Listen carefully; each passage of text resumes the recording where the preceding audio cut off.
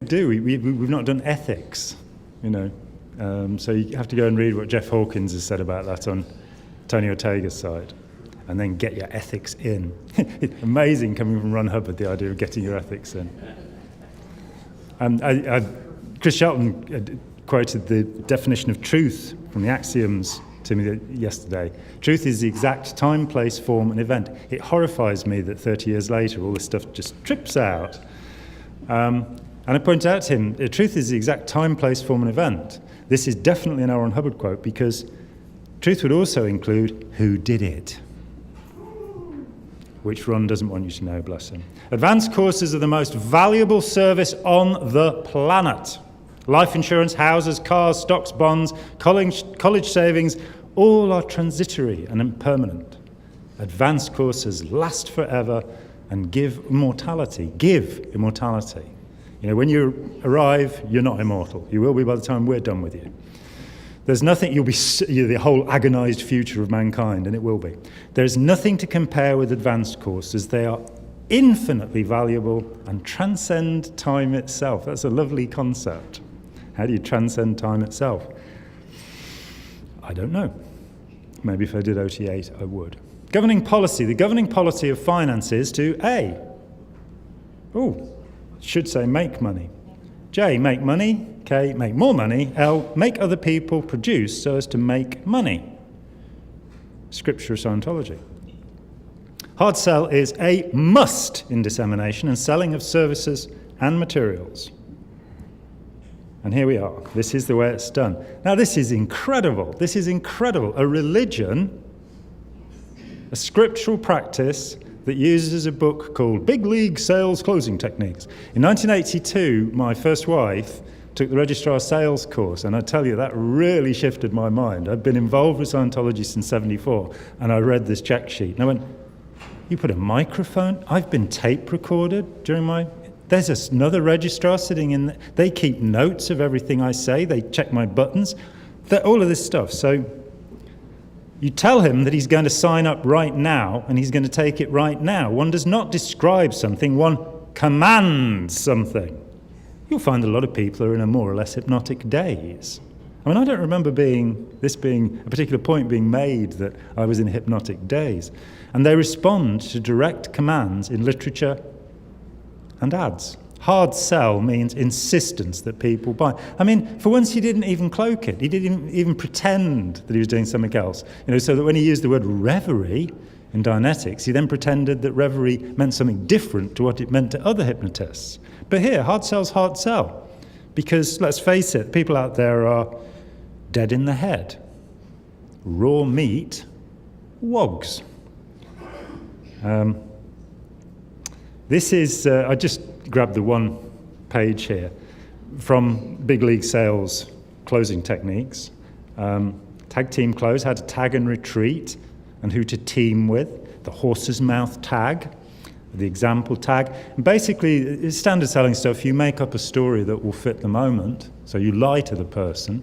I know somebody had a problem very similar to yours, and they solved it by using Scientology.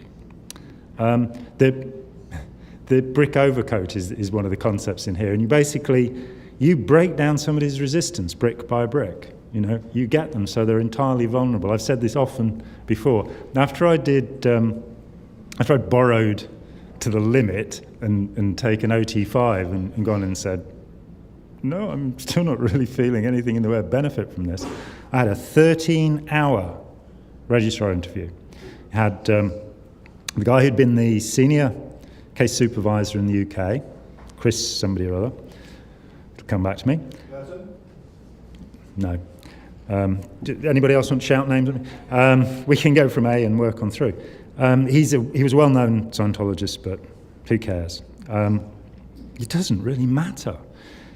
You got him and a guy called Lee Lawrence. I'm never going to forget his name. Lee Lawrence was a moneylender, and basically he got this thing that he charged 30% interest, right? I don't know if that was per day or... And one of my great delights after I left Scientology a few months later, a year later, was when people came to me and said, I've borrowed £10,000 from Lee Lawrence and this interest. I said, don't have to pay him back. They said, what do you mean I don't have to pay him back? I say, it was an illegal deal. There's nothing he can do to get the money back because under English law, it was an illegal contract. He's given you the money. I'm sorry, that's bad of me. But I didn't mean to be cruel. He'd got enough money to waste. 13 hours. This is 13 hours with no food. 13 hours in my own flat. Sat there for 13 hours. And the guy had already got the cheque written. I think it was another £7,500, which was, I can't even remember what it was for. It must have been for more OT5, mustn't it? And that would have bought me, I don't know, 25 minutes more or something. And I'm very proud of myself, you know. I went for 13 hours with these guys. I'm not as proud as I should be because I should have come to the door and I said, you must be kidding. You know, that great thing that Steve Kinane had on about the newspaper thing about don't open your purse, you know. Never let anyone simply walk out and never let a student leave or quit. Introvert him like a bullet. Now, this notion to introvert somebody is a very, very important concept in Scientology. It's not often mentioned, but there it is. Introvert him like a bullet. Never, underline, capital letters, shout it out loud, never let anyone simply walk out. And never let a student leave or quit. Introvert him like a bullet. There's an earlier lecture in the 50s where Hubbard says, if you want to control somebody, introvert him. And the example he gives is, oh, look at that spot on your nose. And it's a fabulous, simple way of controlling people. You get them to think about themselves and worry about themselves. Now, the reason that I lay such emphasis on that is the technology of Scientology is designed to introvert you. It's designed to make you incredibly self-conscious and worried about all of your problems and difficulties, so that you will, well, where was the governing policy of Scientology? So that you will show me the money, as Tom Cruise so articulately put it. You have to be willing to invade privacy. Very definitely. Recruits don't have any rights. Guess this. If you're a Scientologist coming for a course, this is anybody that you're selling to. You don't have any rights. You don't have any rights. Now, this is put forward now because the theologians of the IRS have determined that Scientology is a religion. This is scripture. I have such a hard time getting this over to people. This isn't just some comment that Ron made. This is scripture. So in the same way that if you are of the Abrahamic religions, you must follow the Ten Commandments. It's no choice. You know, thou shalt not kill, honour thy father and thy mother. This is scriptural. And if you don't do it, you're a wog revert, as a friend of mine used to say.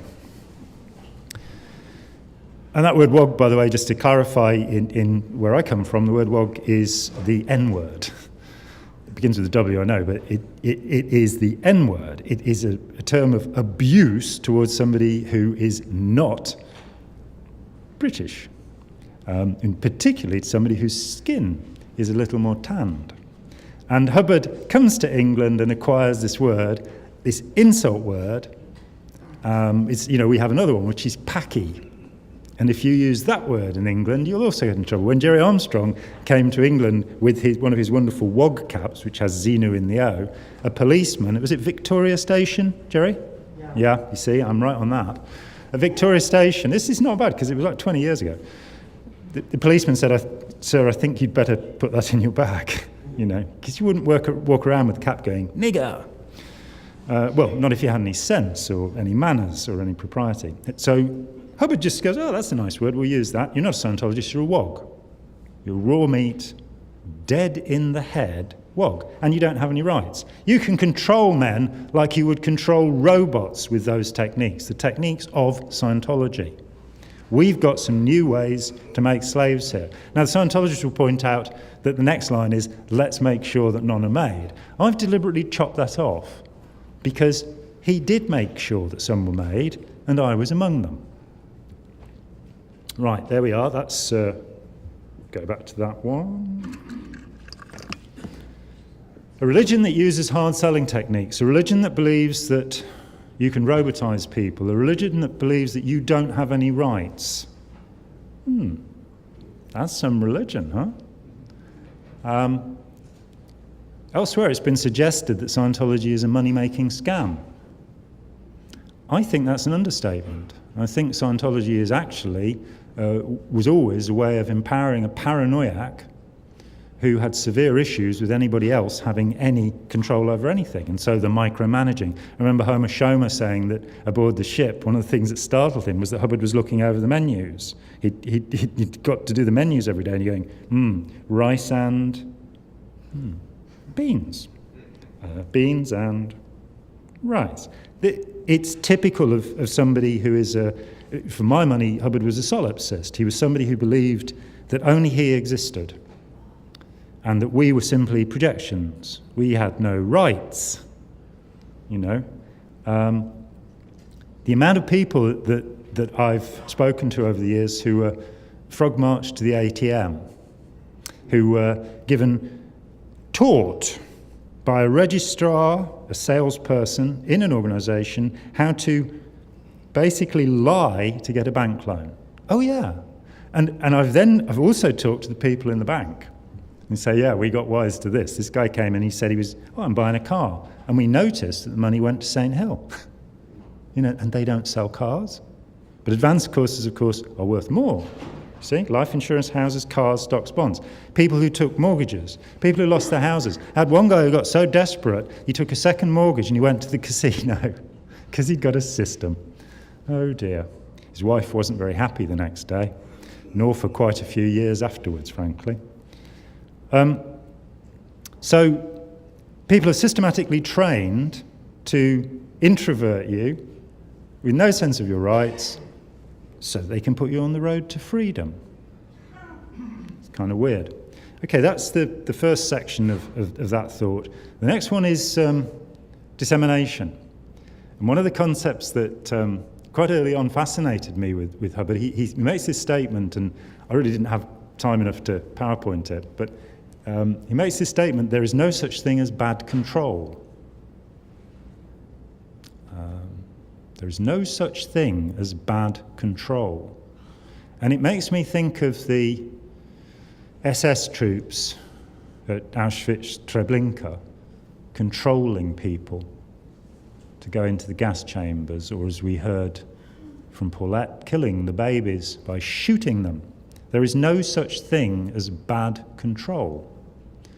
And you then have this phenomenal thing that happens very early on in the upper indoctrination TRs. Now, the upper indoctrination TRs were written by L. Ron Hubbard Jr., Nibs, in, is it 1957, Jerry? Could be. Yeah, could. Oh, we're slipping now. And what had happened was his dad, they got some rowdy students, and his dad had said, work out something to control them. Now, talking to a member of the Hubbard family very recently, who had talked with Nibs about this, Nibs explained, and I'd not really thought it through, that what would happen is they'd have a group of students, and L. Ron Sr. would say, let's try this on them. And if it worked, he'd move them aside and then do it on the next lot. This idea that people were just guinea pigs to be played with, to be toyed with, just aspects of his dream. The malignant narcissist has no concern for other people's feelings. I want to tell a story before about Charlie Riesdorf, and there may be somebody here who was there when it happened. I've asked Hannah and she wasn't. There was an incident talking about violence and it going from Hubbard on down. It's kind of like the Lord of the Flies, isn't it, really? You know, I think the Commodore of the Flies. On the Apollo, Charlie Riesdorf and somebody else, I think it was a woman, had upset. Do you know this one, John? It's about a peanut. Yeah? Could we have a microphone for... No? You don't want to talk about it? Okay. Correct me if I get it wrong, or you, Jerry, obviously. Charlie Riesdorf has annoyed the Commodore, the boss, the old man of the Sea Org, and some other woman has. And so he decides that they're going to have a race around the deck of, I think it was the Apollo, wooden deck, each pushing a peanut round the deck with their noses, as the crew stood by. Now, I think that's somewhat sadistic, because by the end of, how big was the Apollo, Jerry? 300 and somewhat. 3,258 tons. Okay, 328 feet. So to go all the way around the deck would be twice that, am I right? Well, not the way the ship was designed, but... Okay. You'd have to add on yardage or footage to go up companionways and Right. So presumably it'd just be on the lower deck, or... But several hundred feet, pushing a peanut with your nose. And what I was told was they ended up with splinters. Yeah, it was between that, was it? If it was between that area, it was all metal. Yeah.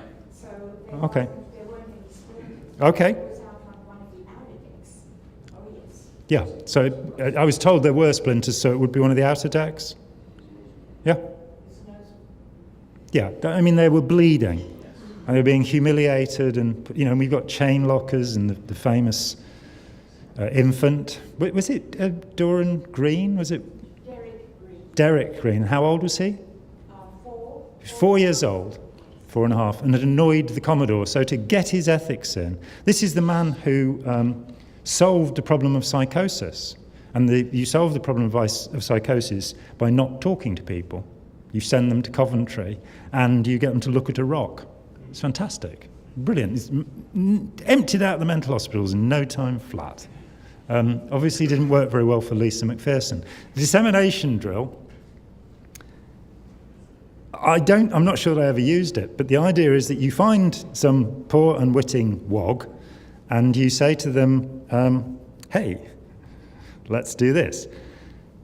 You have got to handle any problems they've got with Scientology. Well, oh, where did you read that? In the newspapers. You know what newspapers are like. I never had anybody come back on that. As soon as you said you can't trust the newspapers, people went, oh yeah, that's true. I never had anybody say, well, I do, which is a sad thought, because having, you know, even though I don't have a high opinion of journalists, I must say every story I worked on with Scientology was very carefully fact-checked by the editors. It may be because they knew it would bite, but the stories were very accurate. So, you know, I don't have that prejudice against, oh, you know, the media, they're all making it up, except for maybe the National Enquirer. And I've been quoted twice this year in the National Enquirer. I'm really proud of that, and misquoted both times. But they quoted me as talking about body satans, and I was just, that's fantastic, because I do say to people, you know, this word Thetan, it's Thetan. So body satans was good. I didn't ring them up and demand they correct it and withdraw it. It was perfect. I don't mind that. I've also been misquoted in Pravda, so, you know, it heightened my profession. You go out, and what you've got to do is find this person's ruin. What is ruining your life? The other thing that amazes me about this is that when I did it, and I got 14 people in Scientology, I'm very happy to say most of them had left before me, but all of them were left within, you know, a few days of me. So nobody I got in stayed in. And I very rarely did this because it seemed to me manipulative. Maybe it's just me. You've got somebody and you use the tone scale. So you've been drilled to pretend you feel a certain way, to manipulate a person. Now, when I read it and it said, you know, obnosis and the tone scale, observation of the obvious, or obnosis, there's a word that didn't catch on, but it had plenty more. You read this thing and it says you can bring people up tone. I'm going, yeah, let's bring people up. Or you can take them down tone. Now, when you're finding the ruin, so you meet some cheerful person on the street, and basically you've got, in Hubbard's terms, to cave them in as quickly as possible. Get them to think about the worst thing. Now, I'm afraid it's rather easy to get people to think negatively. You know, we talk about hypnosis, and that's all very interesting. But if you just say to somebody, think about dying. Think about attending a funeral. Think about when somebody you love died. You've already taken them there. It's like, you know, hypnosis, if you start going, oh, fleas in the room, you know, half the people in the room, I'm sorry, I didn't mean, no, stop. it's very easy to suggest something to somebody and prime them. And so you get them to this point. What amazed me was how many people who were complete strangers were perfectly willing to tell me about the most traumatic thing in their mind, the thing they couldn't get over. So you get them to there, and then to cheer them up a bit, you do fear of worsening, right? So you find the ruin, and then you do fear of worsening, which is, it's going to get worse, isn't it? Your life's shit, and it's going to get worse. And you've tried everything, haven't you? And nothing works, and so on and so forth. This is really sort of contrary to most other forms of therapy. And then you put them into need of change. It's all on the grade chart, these awareness characteristics. It was fantastic watching Angela yesterday. That was really, everything has been really amazing here. But just seeing somebody with a scientific mind very calmly saying, this is completely bogus. There's nothing to this. It's just this guy sitting down and these thoughts off the top of his head. Same with the awareness characteristics. There's nothing in it. I'll breach a secret here. I interviewed David Mayo, and I was talking with Jesse Prince the other day, and he said, well, David's the guy that developed OT5, knots. And I said, well, no, he isn't actually. And he said, yes, he is. You see what I mean? I said, no. And he said, well, how do you know that? I said, because he told me. In 1986, I interviewed David Mayo, and he was being sued, and he was claiming he'd written this material, and therefore he had the right to use it. And the argument against him was, it's work for hire, you were contracted to us, so we own what you did. And his counter-argument was, no, I wasn't. And he sits, I don't know what possessed him, he didn't know me. I sat and interviewed him for 3 hours, and he said, well, Hubbard was ill, and actually, there weren't really that many body thetans involved with new era Dianetics for OTs. I'm going, well, there were when I did it. He said, no, it was misownership. It was the idea that you had concepts that weren't really your own. And he got quite excited about this. It's like, it's quite a good idea, this, that you've got these ideas and you haven't thought them through, sort of thing. And that's quite reasonable. Then he explained to me how the OT5 pack was written. And this is the first time I've ever publicly said this, so I'm glad we're recording. They finished all of those suits and he's back in New Zealand, so it won't do him any harm. But he said to me, well, as Hubbard got better, I'd keep auditing him, and I'd be halfway into doing a process, and he'd say, stop, write this down. I mention this because I also talked to John McMaster, to Otto Rose, to people going right back to 1950, and I got the same story. The research, the nuclear physicist doing the scientific research was, stop, write this down. There's a bulletin called LSD years after they have come off LSD, or off of LSD, in which he says, on research of 2 cases. Now, I remember reading that in 77, 78, going, that's not a lot of research. Gold standard in research, by the way, is 1,000 people. Before you get to that, you haven't got a study, and you need then to confirm it with a second study, replicated by somebody other than you, using the method you designed. This is scientific research. L. Ron Hubbard, research into 2 cases. And it just so happened that one day in November 1982, I was sat talking to Harvey Haber, and it came up. And he said, oh, I was one of the 2 cases. I said, oh, tell me more. He said, yeah, I'd pissed him off in some way, and this woman had pissed him off, and he said, go through their folders and find out what they have in common.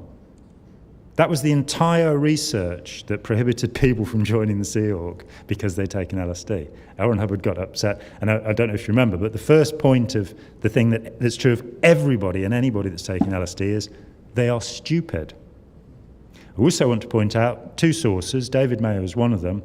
L. Ron Hubbard said he'd taken LSD. So there are so many conflicts and contradictions in this. Anyway, you've got somebody to this point where fear of worsening, you've got them kind of quivering in a heap in the corner. And then you say, well, need of change is next, need of change. And then you bring them to understanding. And what is understanding? Understanding is very easy. It's big league sales. There it is, big league sales, closing techniques. I know somebody who had that problem, and they did a communication course. Right, so my wife hates me. I've got, I owe a tremendous... No, you don't want owing money. That's no good, is it? I've just crashed my car. My leg's a bit dodgy. My son's not doing well in school. I'm frightened that Iraq's going to invade America.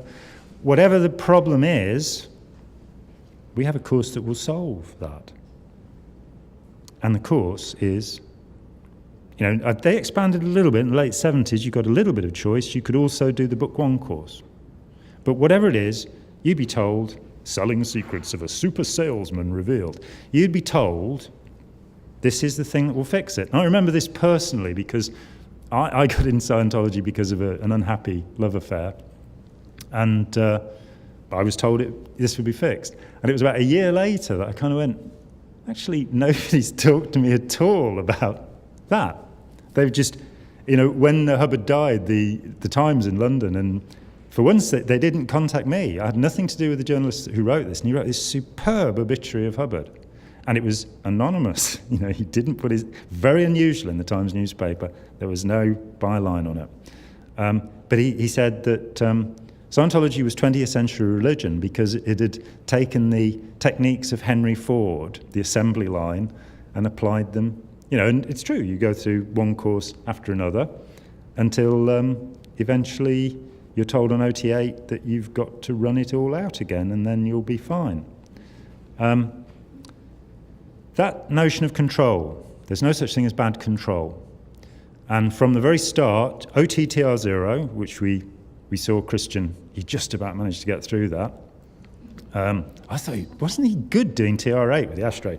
Stand up! What a good voice. You're straight in there. You're being made to do stupid stuff. And I now have this idea of Ron Hubbard, behind the two-way mirror going, let's see what else we can get them to do. And he did. You get to Xenu, but really, I've been asked a great deal about this. Did he believe in Scientology? And Martin Gardner, the late, fantastically great Martin Gardner, who was a critic of Hubbard from 1951 onwards, and took he just kept on going, saying what he thought about Hubbard. He was a mathematician, Gardner, by trade, so something of a scientist. I think it's in... maybe it's in Science, Good, Bad and Bogus, maybe it's in Fads and Fallacies in the Name of Science, in one of those two, where he says you can be a charlatan and a crank. And with Hubbard, I get this idea that some days he desperately wanted to heal himself. That's pretty evident in the early stuff when you look at the affirmations and things like that. He's pretending to be sick so that he can get a pension, and he's using hypnotic affirmations to do it. And talking to the people who were around him at that time, particularly Sarah, his bigamous second wife — I had no second wife — she's saying, well, yeah, 1 minute he's fine, and the next minute he's in this slump of depression he can barely see. And it was almost that his guilt had made him inflict these conditions upon himself. So, he was not happy bunny. I agree he should have been in jail, and that would have been proper. But he was in jail. He was in a prison all of his life because he was miserable. He hated himself. He was ill. I love this idea, adopted from Christian Science, that which he criticised in the 1940s, by the way. Stupid, who could believe that? Oh, I think I can find some people who believe that. And as an ex-Scientologist, it is one of the things you do. Nora was talking about the guilt that you feel. It took me a long time to go, I've caught a cold. I've caught a cold. It's a virus. It's not because I'm a bad person. It's not because God hates me. It's not because of my karma. It's a little virus. My immune system wasn't up to fighting it off. And, and heck, Hubbard is almost right because we are an organism, each of us, made up of a multiplicity of elements. So we have more bacterial cells in our body than our own cells. There's a strange thought, little body thetans. Our digestion, always about half of what's in our digestion is bacterial. Our DNA will not function without mitochondria, which are actually this symbiotic bacterial species that we have in almost every cell of us. What a thought. So, there's this colony but I don't want to audit any of it out, because I'd be dead.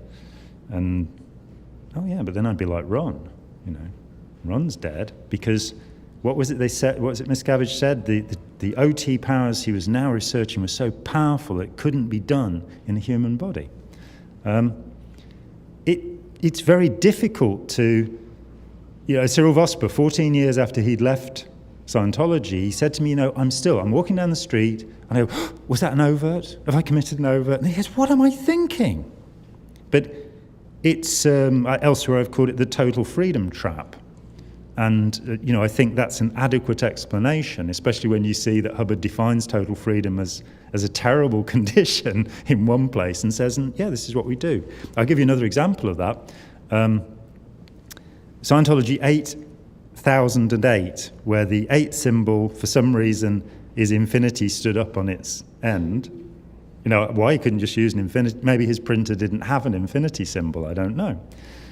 But he says it is reducing the infinity of the physical universe to nothing and taking the nothing of the being to infinity. Wow, I don't know what that means, but it sounds fantastic, superpower. But then look at the first axiom of Scientology. First axiom of Scientology, the basis of all Scientology, out of which everything, an axiom, a self-evident truth, out of which everything, life is basically a static. A life static has no mass, no motion, no wavelength, no location in space or in time. So in fact, a life static is nothing. So he's going to take the nothing and turn it into infinity, or everything. The first, actually it wasn't the first, but one of the titles for my book, A Piece of Blue Sky, if you look in the back of Russell Miller's book, and I don't think they've corrected it, in the bibliography it's got John Atack, Hubbard Through the Looking Glass. And the publisher said, there's another book out that's got Looking Glass in the title. And it's like, but this is what Scientology is. And he even pushes it in your face and says, here's an Alice book. Read this Alice book. Now, the magicians are quite, people like Crowley are quite keen on the Alice book. Hubbard elsewhere himself talked about the Alice book and its relationship to magic. I don't believe for a minute that Charles Dodgson, Lewis Carroll, was in any way involved in magic. He seems to have had some strange stuff with a 12-year-old girl, but we won't get into that. It's a brilliant book, and I don't want to think about, why did I think about that? That book, and In Wonderland's fantastic, but Alice Through the Looking Glass is a philosophical treatise by a brilliant mathematician. And Martin Gardner's commentary on it is, I've read it twice, it's just mind-blowing, because it hints at ideas in mathematics that would come to be used in quantum mechanics in the 20s and 30s. He's a great mathematician, he's a Don, an Oxford Don. And he's thinking his way, was it Oxford or was it Cambridge, Jerry? You see, he's not even listening anymore, Got more important things to do, which is fair enough. Listening to me rabbit on. Scientology is through the looking glass, because what you realise when you leave is everything was the opposite of what it claimed to be. Everything was Janus faced, the two-faced God. So here you are, helping people to become completely, totally free and self-determined as long as they do exactly what they're told. As long as they agree completely with the rabid nonsense that L. Ron Hubbard, kind of this verbal direct, this thought that from 1950 onwards he was trying to record everything he said. That I talked with Ken Rose when he left Ron's technical compilations. They had to change the name, RTC. He liked reusing the same acronyms, I think because he was into numerology. So that he found, L. Ron Hubbard, the letters add up to some magical nonsense. I have no idea what, because I can't be bothered. But it's through the looking glass. Ken Rose came out of Ron's technical compilations, and he said to me, you wouldn't believe the amount of material we've got, because every waking moment there's a messenger with a tape recorder. And you've got Ray Mitoff, as Jesse was saying, he's got all this stuff, and he kind of does a William Burroughs cut and paste, David Bowie sort of, oh yeah, we'll put that there and put that there, and writes bits round it. And they've still got all of this material, though of course they haven't got the 15 OT levels above OT8 because Pat Broker didn't have them. So having him watch for 24 years at the cost of $10 million, all tax deductible because it's a religion, it didn't go anywhere.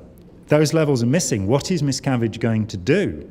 Especially as he's now got a level that says, oh well, I was only joking, thanks for the money, and well, so long. That's all bound into control. That I'm going to make a final point, and then I'm going to bring the wonderful Nora Kress back up here. And that is that in most procedures, you have a hypnotist and a subject.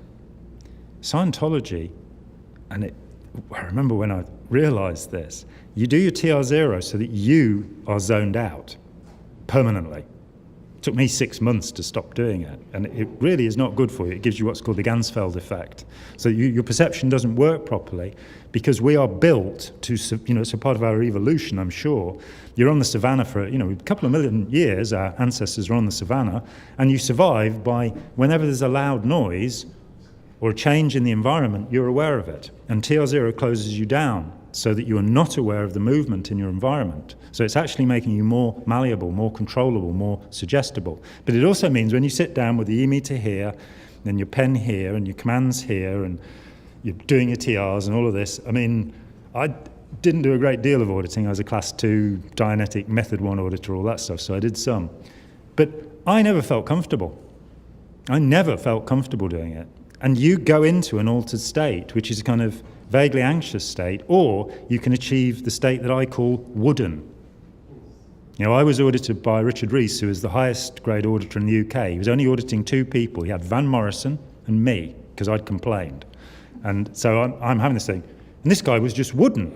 It didn't matter what you said to him any time of the day or night. His face was wooden. And I couldn't attain that level. So I'd sit there anxiously going, are my TRs in? Am I getting enough written down? Am I going, is it a good day? To try and project the question and all of this bollocks. It's a way of controlling an individual, introverting an individual, and putting the auditor into the same trance as the pre-clear. The thing that Freud said about what Hubbard would rechristen Dianetics is he stopped using it because although the patient liked it, got high, got very good indicators, as they say in Scientology, euphoria, there was no benefit in it. All that happened was that they would transfer and become more and more dependent on the therapist. Now, I'm not a big fan of Freud, but I do agree with him that the goal of therapy is the resolution of transference.